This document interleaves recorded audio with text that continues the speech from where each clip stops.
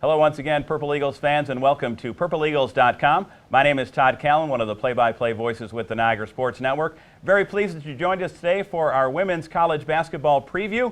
And today we're joined by head coach Jada Pierce. Coach, thanks so much for stopping by. Good to see you, Todd. Now, Coach, let's dive right in. This is your second season as the head coach of the program. Talk about the differences as you think back to a year ago, day one on campus, versus getting ready for your second time around. You know what, it's been night and day. The warm welcome is still here. It's just the amount of bodies at practice and the players. That was the biggest difference this year. We were obviously low on numbers last year, but we managed to fight. But this year, it's just a different ball game. The competitiveness is at a really high level right now, which we're really excited about. And I do want to dive into your roster. We'll talk about each of the players. But before we get to that, more of a team concept and a question here. You guys had a big win against Canisius in the MAC tournament a season ago. Are there things that you can bring from that big victory to this season, even on day one on the practice floor? You know what, just the fire, just the intensity that we showed in that game and the willingness to not quit. I think those are things that you carry over into the next year of just having that passion, that fire, that will to win, and knowing that you can do it. As we get to the roster now, it certainly starts with Victoria Rampado, a preseason first-team All-MAC selection. Talk a little bit about Victoria as she comes back from that injury and how excited she is to be out there and just how much different it makes your team look. Victoria is so excited right now. We're kind of holding her back a little bit with the excitement of being able to get back out there to play. She is in great shape. She maintained her level of fitness even going through the surgery last year, which was awesome. And this summer really committed herself to getting stronger. And wait till you see her. She looks amazing. She's running the floor really well right now. She's communicating at a high level. What she brings to us that we didn't have last year is, there's a go-to player at all times that's out there, and somebody that's been through the battles because of her 2 years of experience. She knows the MAC inside out, and she's ready to go. How tough was that on her, do you think, last year to have to be on the sideline virtually the entire season? It was really hard for her, so we really had a lot of talks, just making sure she was keeping her head in the game as far as helping out her teammates and becoming more of a vocal leader, which wasn't her strong suit. As being a captain, she led by example. Well, now that you can't be on the floor, it's what else can you do? And she did an excellent job of talking to Sam and Kaylee while they were out there playing in the forward spot for us. Last thing about Victoria, they say if a player does spend some time on the sideline watching the game from a different angle, you can pick up things. Have you noticed that she's perhaps gotten even smarter as a player from that time off the floor? She has. I think the game has slowed down for her a little bit.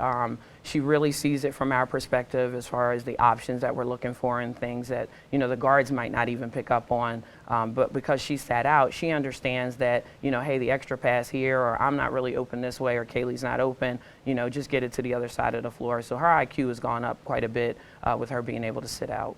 A couple of times you've mentioned Kaylee Strempel. I want to go to Kaylee next, a preseason third-team All-MAC selection. She led the conference in minutes a season ago. Talk about Kaylee and what you need from her as she grows her game this season. What we need from her is to not lead the league in minutes played again. Want to keep her fresh. She's expanded her game a little bit more. Yes, she does shoot threes, but she's a little more proficient at it right now. Going off the dribble has been a strong suit for her. We've been doing isolation stuff for her that way.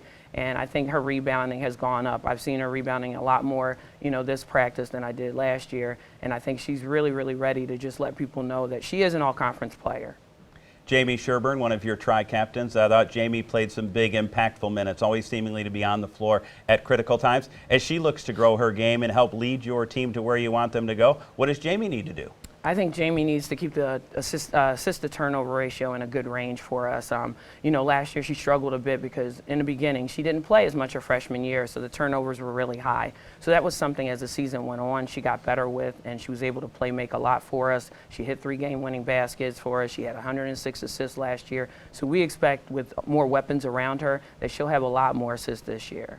And is that something that really you just get through playing? There is no substitute for experience. Talk about how important it is for the minutes she played last year, and if you've seen a difference November this year versus November last year. It's totally different. She has a good mindset of knowing what we want and what we expect, as opposed to last year. She was still feeling a whole lot of things out because of not having the playing experience. She knows what to expect. We played some good non-conference teams last year that prepared us. And, being in MAC play, she was tremendous in that Canisius game, hitting, a big three for us to go ahead, which was really nice. One thing you talked about already is plenty of new faces, and really the gym is full. Let's start with some of those newer faces, and Jay Mohr. Let's talk a little bit about Jay. Jay Mohr is a special kid. She has the ability to score the basketball. As we say in basketball terms, she's a breakdown kid. Meaning she can go get a basket anytime she wants. And that's something we didn't have last year. We really had to rely on our post game a lot. And Jamie had to make some plays at the end of the shot clock for us. And now we have somebody that relieves a lot of that pressure, that can just go get a basket when we need it. She's not really a three-point shooter, but she's very good off the dribble. She has a very nice mid-range game. Defense really isn't her strong suit yet, but she's getting better. And I think her IQ has come a long way since the summer when she came to us. Another freshman to talk about, Maggie McIntyre. Talk about Maggie. Maggie is who I call small fry, and she's a tenacious player. She's not afraid at the height that she is, barely 5 feet. She is a competitor, and for her basketball IQ is way off the charts, and I knew it was good, but now seeing it in practice, directing traffic, talking to her teammates on and off the court, that's something that we feel is a great asset, because now when you take Jamie out of the game, you don't feel there's a lack, and Maggie can come in and run the team. Morgan Bachman, another freshman for your team. Talk about the impact she's had already. Morgan has had a great impact. I mean, she stretches the floor for the big guys now. She shoots the three with deep range, and she's shooting it very, very well right now. Her composure is unbelievable. I think when you've won 3 state championships, I think that helps you. And she's very much the consummate team player. She understands the ball's going to go in, and she's got to spot up and be ready to shoot outside, and that's what she's done all preseason and all summer. Last freshman to talk about, Dani David's daughter. Talk about how Dani has looked so far this season. Dani is, she's a highlight reel waiting to happen. I mean, she does things in practice every day that we at least go wow once or twice. She jumps out of the gym. Her versatility, she is a forward, but she is a kid that can face up. She has a very quick first step off the dribble. Her three-point shot is really coming along real nice. And, down low, we're not expecting her to do what Kaylee and Victoria does. She adds a different dimension. So you will see that she faces up a lot and just skies over people. It's unbelievable what she can do. And one thing I want to ask about kind of freshmen as a group, you mentioned earlier that maybe this player not quite defensively where you'd like them to be. I guess that's probably not too unexpected for players coming from either high school or the prep school year. How difficult is that transition to know you have to play at both ends of the floor here at the Division I level? Yeah, it's really hard because for some of them, they weren't even taught just the basics of stance and where you're supposed to be and help side. So that was a big learning curve, but I think their willingness to want to do it, I think that's what's going to separate them from others, is that they want to get better and they ask a lot of questions. They come in to watch film, which is great. 2 transfers that are eligible for you this year. Let's start with Carolyn Cozy. Talk a little bit about Carolyn. Carolyn's a junior college player that is very electric as far as her quickness.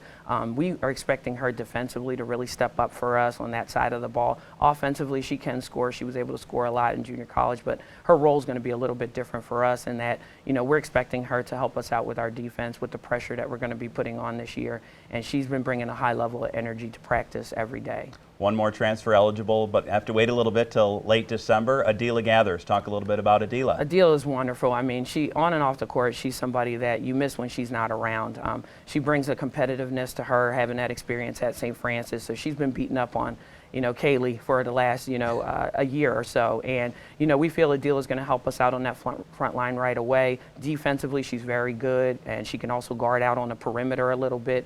So I think for her, she can score in different ways as well. She's a great offensive rebounder. We're expecting her to help us in that area, but also she can shoot the 17-footer as well.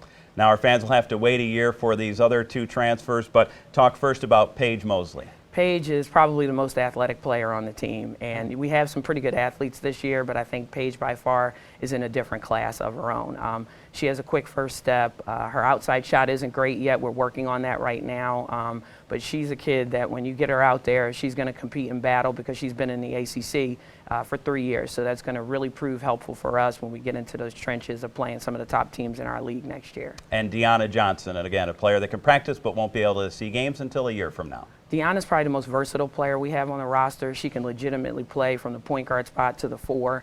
She's kind of like a poor man's version of like a LeBron James with handling the ball, being able to post up. Okay. We've played her at the 4 spot in practice just with substitutions and just trying to see how that looks. So she's going to be someone next year that we can run things through. She can play with different lineups, and her IQ is off the charts. Talk a little bit about your non-conference schedule, and an exciting schedule. You'll take on the national runner-up Syracuse in December. Also, you've got the Big Ten champion Maryland coming here to the Gallagher Center on campus. How did you pull that off, getting Maryland to come here? You know what, Maryland called, they needed some games, and at first I debated about it. I was like, not really sure, but you know, how many teams do you get of that caliber to come play out in Western New York? And you know, I think it's going to be great for all the high school kids out this way, middle school, to see one of the top teams in the country, you know, here at the Gallagher Center. November 20th, Maryland will be in town, of course, crosstown rivals, and the season all gets started on November 11th, 5 o'clock against St. Bonaventure. Talk about the excitement with your team as you lead up to the opening tip. Yeah, the girls are so ready for it. I'm not, but they're ready, just with the home crowd atmosphere and